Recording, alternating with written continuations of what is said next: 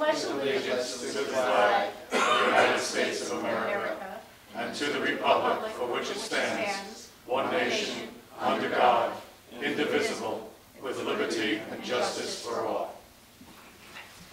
Pursuant to the New Jersey Open Public Meetings Act, adequate notice of this meeting has been provided by posting on the bulletin board in the entrance hall of the Beach Haven Municipal Building and mailing the same to the Beach Haven Times, the Asbury Park Press, and the Press of Atlantic City. Mr. Caxton. Here. Mr. Keeler. Here. Mr. Maskell. Here. Mr. White. Here. Mayor Davis. here. Okay, basically, Rich, will you read the manager's report? Sure. I'll begin with the treasurer's report for the month of May 2015. Cash receipts in the current fund for this period, May 1st through May 31st, total $3,142,324.99. The cash balance account in the current fund for the period totaled $8,869,676.74. And the cash balance in the water utility account as of May 31st, 2015 was $1,599,402.76, submitted by our treasurer, Shari Baldwin. Moving on to reports, we got a couple of nice pieces of news within the last week or so. First has to do with our municipal building project. We've been waiting, I guess probably had a project on hold for, I'm thinking, a little over a month right now. Waiting really for the ability to start expending some funds. We finally did receive notice by way of email from the New Jersey EDA as well as the U.S. Department of HUD, basically granting us the authority to use funds. Essentially, if we had obligated any funds or expended any funds prior to this notice, we had there's a liability that they may not refund our monies, because a good deal of the money we are using for the construction of the municipal building does come by way of the federal government. Some of it is in the form of a grant, and the rest of it's a low interest loan. So moving on, we are hopeful that we're going to be meeting with the architect later this week. It's going to free him to begin finally drawing up the plans for the new building, as well as putting together the specifications for the demolition of the old building, which hopefully will be taking place in the next few weeks. Also, in terms of COA, which is Council of Affordable Housing, if you've been reading that in the newspaper, most of the towns in New Jersey are a little nervous. COA, as we knew it, no longer exists. It's currently back in the courts again. Our COA attorney, on his advice, made a motion to, excuse me, a motion to the Superior Court a few weeks ago. We got an order again last week from Superior Court Judge Vincent Grasso, basically, quote, freeing us to implement our spending plan, which we adopted back in 2008. It also protects our funds from forfeiture or seizure from the state of New Jersey, because what has happened and what many towns fear is that now, because it's in flux, there are some COA funds that have been collected for that purpose that, if left unused, theoretically could be taken back by the state of New Jersey. In practical terms, here at Beach Haven, we have over $500,000 sitting in this fund. This order, not only does it give us the permission to go ahead now and hire an outside firm to assist us in administering this program, it also protects the funds so that we will not lose them, which is very good news. Final note, the contractor has completed construction of our water pump building, which has been going on all winter. We recently went back on our own water supply. We had been on township water during the time of construction. If you saw the sign in the middle of town, this week we are cleaning our hydrant system, our fire hydrant system. It's about a month late, again, because we were not on our own water. We had to wait till we went on our own water. But that'll be completed by the end of the week, and we'll be good to go for the season. That's all I have this evening. Well, thank you. Thank you very much. And next we have the minutes. Mrs. Mason, please present the meeting minutes for approval without formal reading. An agenda meeting of April 22nd, 2015. an agenda meeting of May 6, 2015, a regular meeting of May 11th, 2015, an agenda meeting of May 20th, 2015, an executive session of May 20th, 2015, and finally an agenda meeting of June 3rd, 2015. Does anybody have any comments regarding the minutes? No. I'll raise the minutes and make motion to approve. You made a motion? Okay, Second? all right. All in favor? Yes. Any opposed? Motion carried. Mrs. Mason, please read the title and purpose statement for tonight's ordinance. Ordinance 2015-18C, an ordinance amending an ordinance entitled Code of the Borough of Beach Haven, County of Ocean, State of New Jersey, in Chapter 204, Section 27, as it pertains to tapping fees and other miscellaneous charges.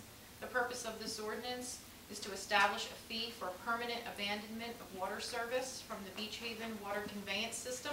Final reading. Because this is the final reading, does anybody in the audience want to come up and comment on this ordinance? Is there anybody that wants to comment on the ordinance?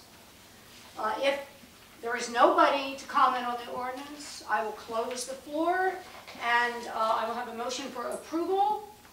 Motion to approve A second. 18C? I second. Okay. Mr. Kaxis? Yes. Mr. Keeler? Yes. Mr. Maskell? Yes. Mr. White? Yes. Mayor Davis? Yes.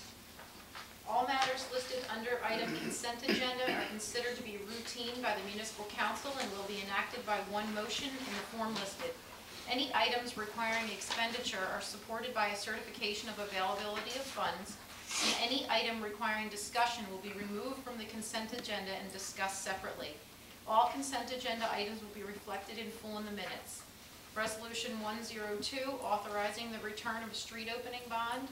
Resolution 125, amending the 2015 Ocean County Schedule C agreement. Resolution 126, approving an ABC Social Affairs permit from Mordecai Land Trust. Resolution 127, returning an occupation of street and piling bond. Resolution 128, canceling and refunding taxes paid. Resolution 129, canceling and refunding water charges paid. Resolution 130, approving a social affairs permit for Little Egg Harbor Yacht Club. Resolution 131, approving applications for ABC caterers permits. Resolution 132, approving an application for the July 4th fireworks display. And finally, Resolution 133, approving the final change order for the Coral Street water main replacement project. Does anybody on the council, would anybody like to take any of these and I have a question with regard to 131 and the Baldwin Grill. Can we remove that for this present? yes, I don't see why not. So, do we have to have a motion to remove that from? No, you'd like to remove it from the consent or remove Exactly. it altogether? Is there any? For this evening, correct?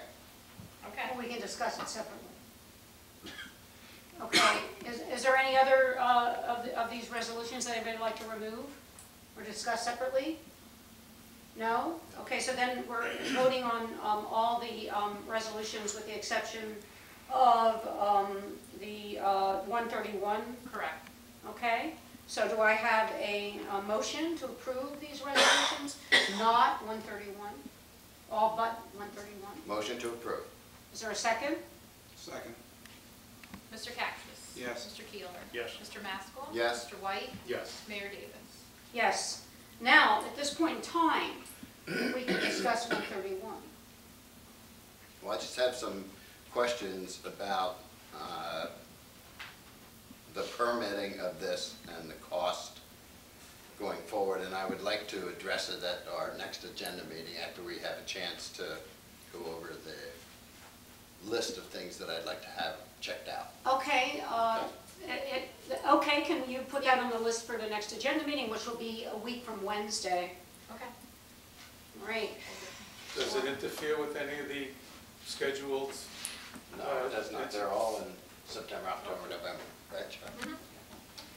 All right, Our next is the approval of the bills. Has everybody read the bill list? Yes. The bill list this evening is in the amount of $1,260,166.78. Do I have a motion to approve the bill list? Motion to approve. Second? Mr. Kaxis? Yes. Mr. Keeler? Yes. Mr. Maskell? Yes. Mr. White? Yes. Mayor Davis? Yes. All right, at this point, I open the floor for public comment. If anybody wants to make a public comment, will you come to the microphone, state your name and address, and then comment? Is there anybody that wants to come up and comment about anything?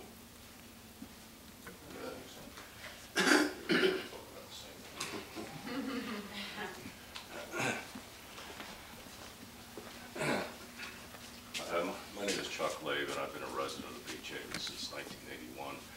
My son, Where's your address? What's your address? 417 Holyoke Avenue. Okay. My son moved to Rehoboth Beach about 14 years ago, and he has a lot of concerns about this beach replenishment. I don't know very much about it, but I've been down there for 14 years, a couple times a year. And I hope what happens here is not what happened there.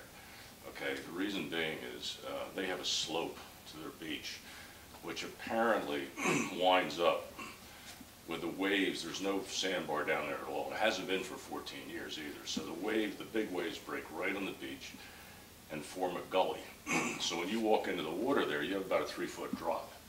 They've had several accidents with neck injuries. Last summer, he was telling me that a 15-year-old girl ruptured her spleen, okay? It's pretty rough. If you've ever been down there, if you could visualize the waves here that break at the sandbar are breaking on the beach down there, okay?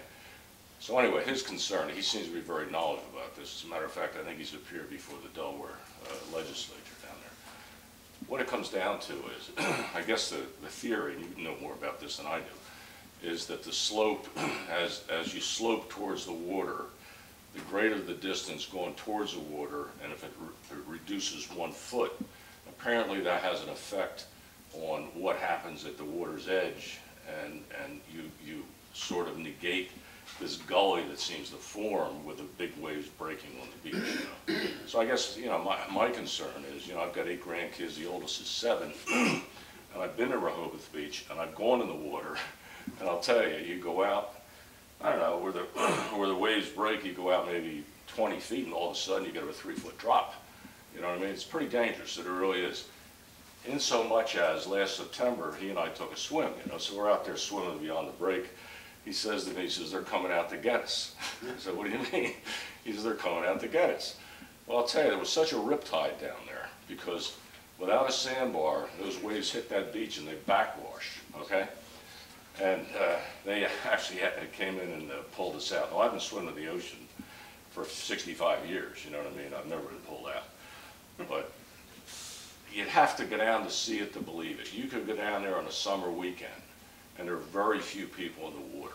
And the reason there are very few people in the water is because those waves that are breaking out in the sandbar are breaking on the beach. So how's the slope going to work here? Is it going to be a 1-foot drop for 10 foot, or is it going to be 1-foot drop for 20 foot going to the water? I guess that's really Well, I've where I'm spent coming from. really a lot of time talking with the Army Corps person, Keith Watson, and the New Jersey Department of Environmental Protection person, Chris Constantino. And Keith's the one that really basically is engineering, in charge of the engineering. He tells me that the slope is going to be a ratio of 1 to 10. And he said that that's based on what it has been here for many decades. And he said we have measurements going back to the turn of the century, 18th to 19th century. But he said basically they're trying to create the beach as it normally is here along Long Beach Island. So basically, some places is 1 in 20. It's 1 in 10 here. Now, in some places it might be 1 in 7. And that's some of our beaches here are 1 in 7. And so we're trying to base it on what it has been here. Now, in addition to that, they are creating some areas along the island and a couple in Beach Haven, where they are actually going to attempt to create bars. And what they do is they come in and they bring sand in after the project's over and dump it out a certain distance to create a bar.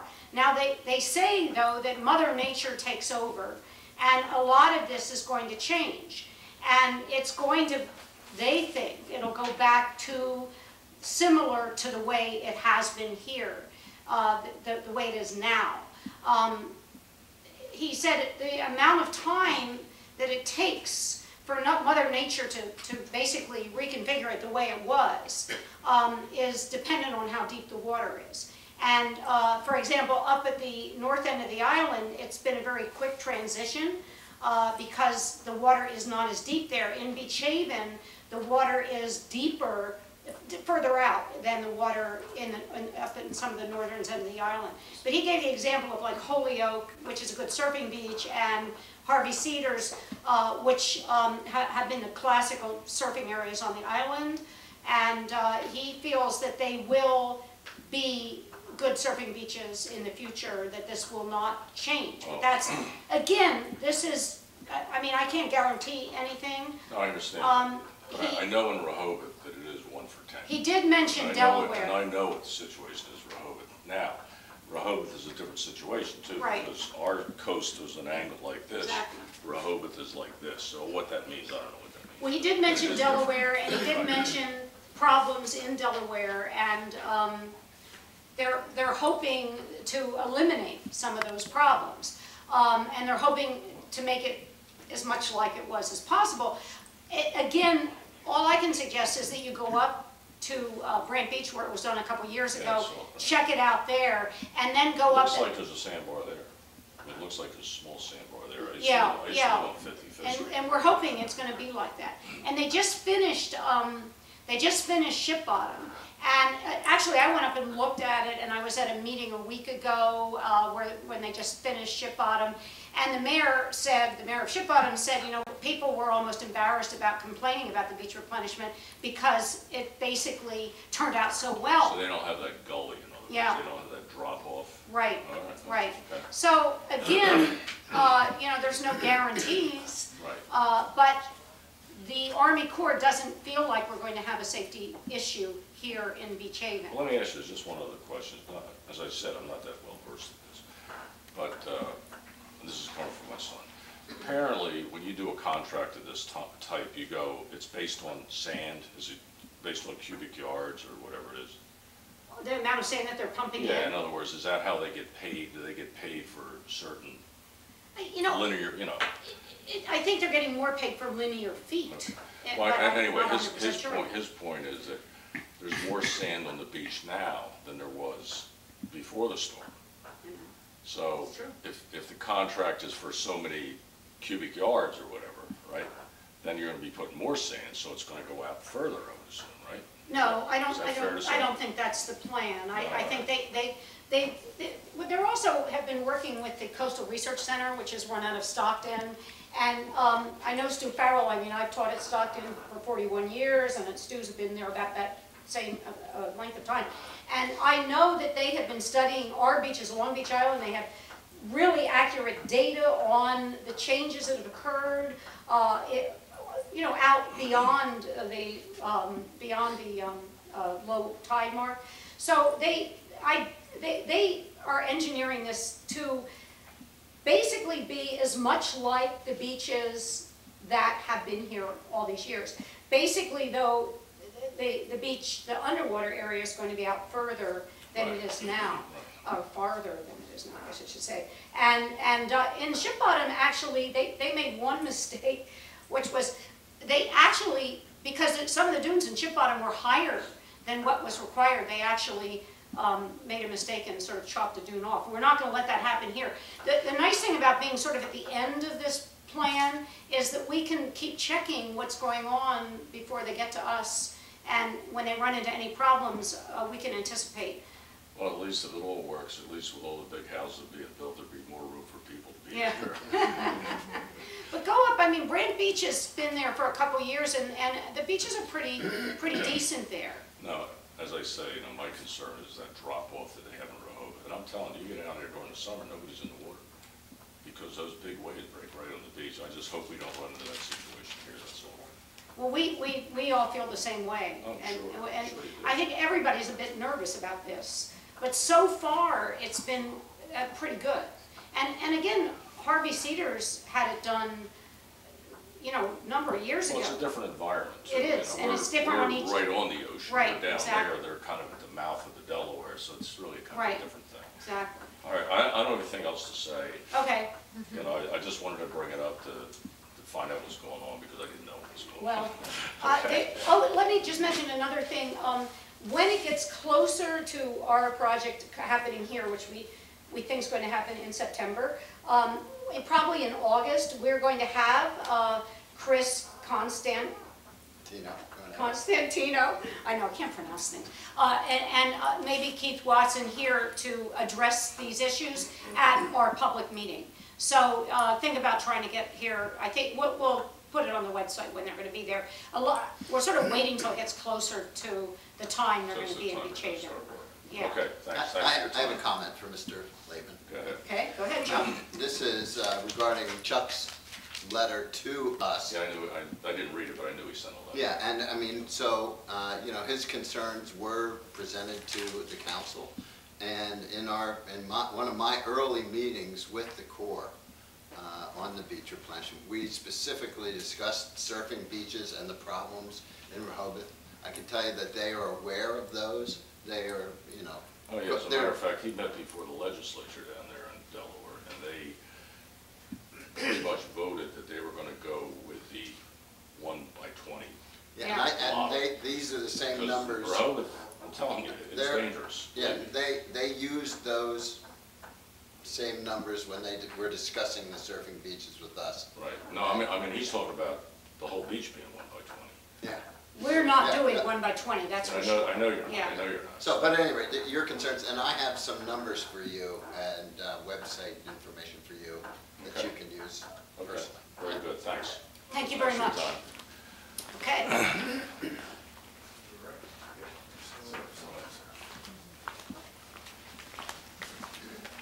Hi, my name is John Atkinson. I'm at 412 Angleside. Nice to finally meet you in person, Ms. Davis. Mayor Davis. Like the gentleman before me, I still have many of the same concerns. Like you said, a lot of people are nervous about it. And my purpose in contacting you originally has been just to keep a dialogue open. Because from what I can gather in Ship Bottom and the replenishment projects that have happened in Harvey Cedars and Surf City, that as they go along, sometimes changes need to be made, and then the project is somewhat amendable, and that's part of the reason why the project in Ship Bottom is turning out so well. Is that I'm not sure when the changes were made, but they have used the 1/20th slope, and now the sandbars are there, and so like I said, that's kind of the concern, and what I hope to get is just continued dialogue with you guys, and with that meeting in August would be great to be able to present them, because I imagine that I know they changed the schedule, but I think they're looking at September for us. Yes. Mid-September. I mean, a lot depends on storms and, Right, you know. and just, yeah, Right. nature has its Right, way. exactly. And the 110 versus 120th, and I'll echo what the gentleman before me said, is a little scary, because I think some information I've gathered is, I have a friend who's a Beach Haven Beach Patrol, and he said that with Harvey Cedars, they had a lot of problems with spinal injuries. I think they were averaging 2 a year, and then the year that they did it, he said to me that they had, I think, like 13 or 14 over the summer from the 1/10th slope. And it was directly, the lifeguards up there said it was directly related to that. And I voiced my concerns to you that the drop-off would be terrible for people that that I rent to. It would be a nightmare. I have a couple families that have disabled people that use the big wheeled beach access chairs, and that would be, they obviously would need to go elsewhere if something like that happened here. They would not be able to use the beach. I've seen some spots in Surf City, like Surf City right now, I know they use the 110, and at high tide right now, that they really don't have much beach left at all. So my point with this is that as long as they're going forward and using best practices that they can to make sure that this is as long-term a solution as possible, where in some towns it's been a short-term solution where they pump the sand and then it's gone, and then just, 3 years later they kind of have to do it all over again. I just hope that we can continue the dialogue, and I know that they're planning on using the 110, but I hope that they take it, one beach at a time or one section at a time, because I know that the island is a lot different. We've talked about Holyoke. The Holyoke Jetty South, where the island kind of makes that right-hand turn west to east, is certainly different than Taylor Avenue with the two little jetties and spots north of that. So I just hope that Well, I mean, we all hope that. I mean, Sure. we're all nervous. I mean, there's no guarantees. They do say that they have detailed studies of our coastline on LBI, and they do. I know they do because I've seen them. Sure. And it does vary from one part of the island to the other, and they're trying to create these engineered beaches to make them as close to what they are now. Right. So hopefully it'll work. And that's fantastic news, what you mentioned about that they're going to try and, once they're done, construct new sandbars, because Exactly. that is what dissipates the energy on Right. the way, because if it's just flat, that sand will be gone Right. very quick with the shore break and things like that, so. Chris Constantino actually, he grew up here, and he's a surfer himself. So he's interested in being able to surf, and Sure. He wants the beaches to be similar to the way they were. Sure, so sure. That's one nice thing. At least we know he's, He's got some, he's vested in Interested it in that it, way, yeah. sure. And the surfing is, I think that's important, and it's kind of like an integral kind of to the culture in Beach Haven, the South End, and stuff like that. But I'm also, a lot of my concern is more short term for next season. If it's the wrong slope, and we end up with that drop off and that shore break, before nature takes its course and kind of puts everything back. That certainly was my first concern, because that would obviously be very impactful financially for everybody. of course. And, I mean, I think it's a concern of everybody, and Sure. I think we're going to have to make sure that our lifeguards are more diligent than ever after this, because we just don't know. Sure, for better or worse, it would Right, be different, right? exactly. Right. Well, thank you very much for your time, and I appreciate you being so Thank you. open. Thank you. Thanks for your comment. All right, anybody else? Would anybody else like to come to the front and comment?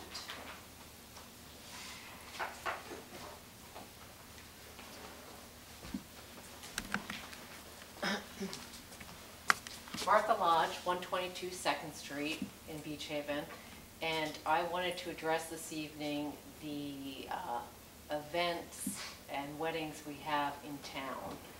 Specifically, whether it would behoove us as a town to purchase a decibel meter so we can evaluate correctly the noise emanating from those events. And I specifically refer to, over the past weekend, there was an event at 101 Center Street that was visited 3 times by the police, to begin at 6:15, I believe 8:15, and maybe 9:30. And I would wonder how you can really accurately measure the noise without having the appropriate equipment afforded to the officers on the scene. I have talked to the chief and asked the chief to be here tonight to address these questions. I was told that there was only 2 police calls. And the first one, they did issue a warning, or one of them issued, and the other one, that police said they couldn't hear, the sound was negligible.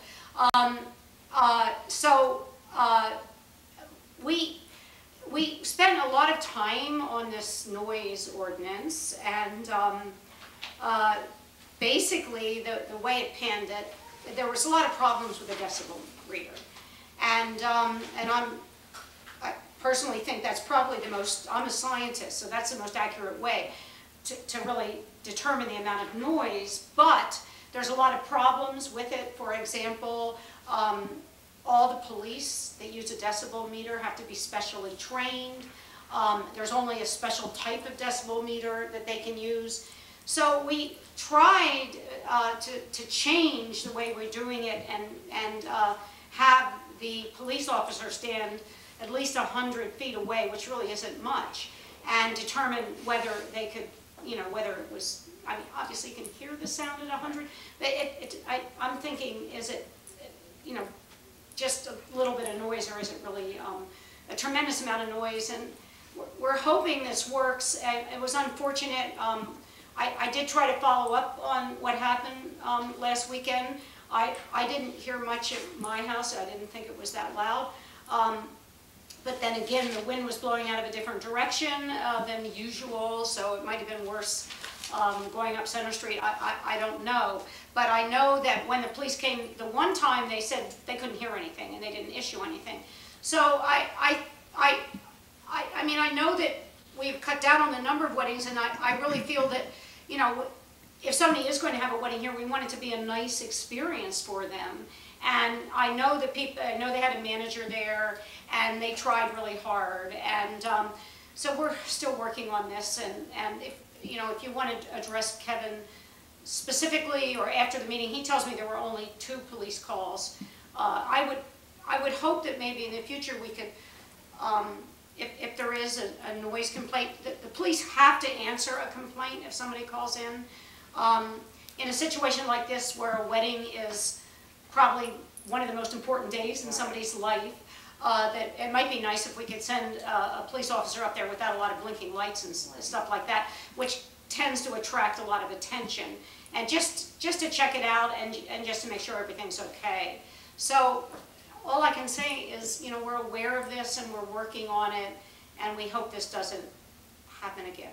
Well, I would just hope that the officers on the scene have the necessary equipment to make the right decision. Yeah, I understand. Thank you. Okay, thank you, Martha. Anybody else?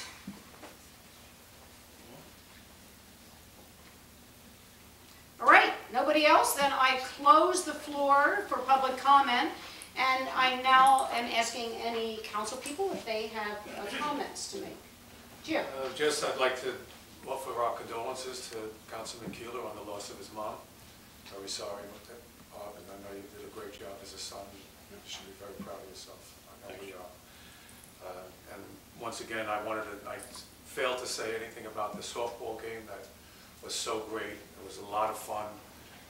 All the people that participated, they were hurting for a week. But there was a lot of fun, and great food was had there, so I hope we can keep these things up. And again, I want to thank the committee that worked with us on Memorial Day, making it a success for our town, and that's it. Sure. Bob, condolences. I'd like to thank Councilman White for doing such a great job for the last at least 4 years, I think, for Memorial Day. That event has turned into something very, very special, not just for our community, for the soldiers and the armed forces that we honored. And you've done just an awesome job, and I hope that you continue to do it for many years. Thank you. Bob? And I agree. Great job. Is that what you have to say? That's it. Don? I'm sorry I missed all this one. You did. It was great fun. The only thing I really have to add to what we said is after all the delays with the EDA, we're finally getting started with the design of the municipal building. I know people are probably going to be anxious to see what it looks like. We're having our first meeting with the architect on Wednesday. We will develop a preliminary design, and based upon that preliminary design, we will then meet with, seek input from all the community before we begin any detailed design. Based upon that preliminary design, we will have a budget estimate. But we will seek, we need to get something in hand to show people first for them to comment on, and that's where we are right now. And we're hoping that that would happen within the next 30 to 60 days. So again, we wanted to reflect the historic character of the town, look good, and be cost efficient, effective, energy efficient, and use sustainable design. So that's where we are right now. So we'll start that on Wednesday, and hopefully within 30 to 45 days, we could have some kind of a meeting with the town. Excellent. And I have a couple comments. We made a decision at our last agenda meeting that we would mention, if anybody comes up with comments, and we say, you know, we will take these under consideration, that we are going to, we make a list of the comments that people make at the meetings and discuss them during our agenda meetings. We have agenda meetings twice a month. They're on Wednesdays at 1 o'clock. Anybody's welcome to come, and we discuss business at the agenda meetings, and they're open meetings, so people can come. There's not one this Wednesday, it's the following Wednesday, so it's usually every other Wednesday. You can look on our website to get the exact dates. Last regular meeting in May, Scott Cunningham came up and made some comments. One comment was about the restrooms in Beach Haven. He asked that the restrooms be kept open until the bars close at night. And we did discuss this, and we decided not to do this. And one of the reasons being is that we have in the past had quite a bit of vandalism in these bathrooms. And just literally last week, Harvey Cedars has a park called Sunset Park. They have a bathroom that they keep open 24 hours, and it was totally vandalized. It was, the pictures are, they're on Facebook, they're absolutely devastating. These people, they pulled the toilets out of the wall, they hacked up all the sinks, they literally totally destroyed the bathrooms. I don't know why people get pleasure in that, but obviously some people do. So we decided to be safe. We will keep our bathrooms open from dawn to dusk. So when it gets dark, the bathrooms will be locked. And we have spent a lot of money, particularly on the Comfort Station on Center Street, but all our bathrooms, and we'd like to keep them intact. We don't want to have to charge taxpayers more to repair them. Scott also talked about hoping that we could offer free beach tags to residents, taxpayers in Beach Haven. We did not discuss that. We will bring that up at our next agenda meeting. He also requested that we discuss greater setbacks for air conditioners because he said they're noisy in the summer. Again, this has been discussed in the past, but we need to look at it again. We'll talk about it again. We didn't really discuss that. He also wanted us to prohibit construction on Saturdays and Sundays between 6 to 8. On Sundays, construction is prohibited. Unfortunately, we have such a limited time when building goes on, and we have discussed this in the past. Basically, people really need to be working on Saturdays. We have a limited time. People are desperately trying to get in homes that have been destroyed during Sandy. So at this stage in the game, I don't think we can limit construction on Saturdays. We actually allow construction from 8 to 6 on Saturdays, and we'll continue with that. We also had some people that were upset over their water bills, and we have not discussed that yet. We will be discussing that at our next agenda meeting. It's an important issue. Don Cactus was on vacation, and he just got back Friday, and so we wanted the full council to be here to discuss that. So that will be discussed this coming agenda meeting. So I just wanted to make sure that everybody knew that we are really concerned about your concerns out there. We care. We do talk about it, and it's an ongoing discussion. There's a lot happening in town.